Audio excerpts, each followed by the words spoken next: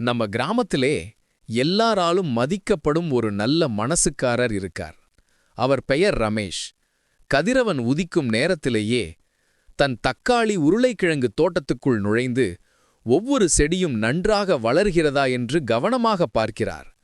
ரமேஷுக்கு பயிர்ல வரும் வருமானம் மட்டும் முக்கியமில்ல, யாருக்கும் பசி இருக்கக்கூடாது என்பதே அவரின் பெரிய விருப்பம்.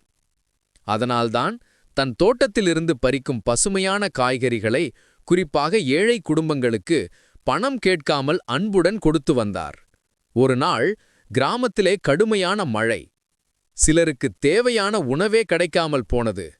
அந்த நேரத்தில் ரமேஷ் தன்னுடைய களஞ்சியத்தில் இருந்த தக்காளி உருளைக்கிழங்குகளை விலையேற்றாமல் சில நேரங்களில் இலவசமாகவே ஊருக்கே பகிர்ந்தார். இதைக் கண்ட கிராமத்தார் எல்லாரும் ரமேஷ் மாதிரி மனசு இருந்தால்தான் கிராமம் வளரும் என்று பெருமையுடன் பேசினார்கள். நீதி என்னவென்றால், நமக்குள்ளதை பகிர்ந்தால்தான் வாழ்க்கை அழகாகும். செல்வம் சேர்த்தால்தான் பெரியவன் இல்லை, அதை பிறருடன் பகிர்ந்தால்தான் உண்மையான மனிதன்.